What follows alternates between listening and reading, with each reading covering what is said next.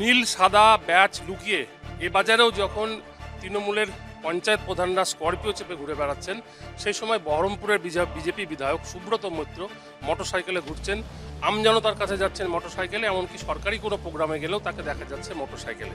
কেন তিনি মোটরসাইকেল ব্যবহার করছেন আমরা একটু জেনে নেব তার কাছ থেকে। না, এটা কি খারাপ হচ্ছে কিছু? আমি তো এখনই হসপিটালে গেছিলাম টুকটুক করে।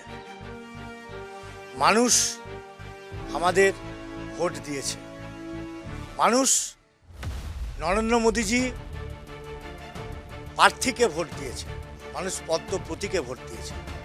তৃণমূলের জ্বালা যন্ত্রণা অতিক্রম করে মানুষ ভোট দিয়েছে। আমাদেরকে স্করপিও চেপে বেড়াবার জন্য ভোট দেয়নি, মানুষ আমাদেরকে কাজ করার জন্য ভোট দিয়েছে। আমার দায়বদ্ধতা থাকে মানুষের প্রতি, যার জন্য আমার কাছে স্করপিও, সুইফট ডিজায়ার বা অন্য যে কোনো গাড়ি আমার কাছে বিশেষভাবে প্রয়োজন পড়ে না। তবে হ্যাঁ, কোনো না কোনো সময় কোনো জায়গায় যেতে গেলে আমার যা বন্ধুবান্ধব আছে বা আমার যারা বহুদিনের পরিচিত ভালোবাসার লোক আছে, তাদের কাছে আমাকে যেতে হয় বা তারাও স্বইচ্ছায় আমাকে কোনো না কোনো সময় 4 চাকা দেয়। কিন্তু বহরমপুর টাউনে কোনো কিছু প্রোগ্রামে যাওয়ার জন্য, কোনো অফিসে যাওয়ার জন্য সেখানে আমার প্রয়োজন পড়ে না। আমি যেটা স্বাচ্ছন্দ্যে যেতে পারি আমি সেটাই ব্যবহার করি। আর বাহুল্যতাকে পরিষ্কার বর্জন করতে হবে, মানুষের কাছে সাধারণভাবে থাকতে হবে, সাধারণ মানুষের কথা শুনতে হবে, এটাই আমাদের পার্টির ঘোষিত নীতি। সুতরাং 4 চাকা করে ঘুরে বেড়ানো, দরজা খোলার লোক, জল ববার লোক, টাওয়েল দেওয়ার লোক বা সরকারি পয়সায় সিকিউরিটি নেওয়া, আমার মনে হয় এটা সরকারেরও একটা বোঝা। সরকার যখন চাইছে না যে অযথা ফালতু অর্থ খরচা করার জন্য, তো সেখানে আমি কেন এর বাইরে যাব?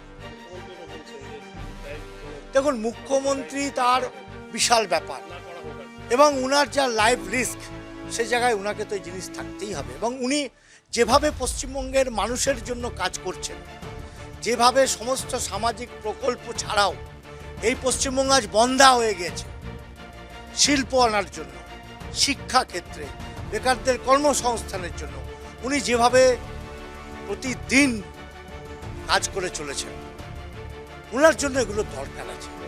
আমাদের কি আমাদের কি আমাদের কি উনি যা করবেন ওনার দেখানো পথে আমরা মানুষের কাছে যাব।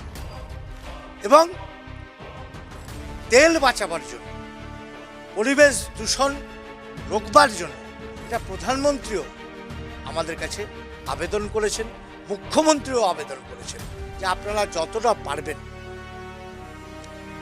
গাড়ি বাদে চলার চেষ্টা করুন।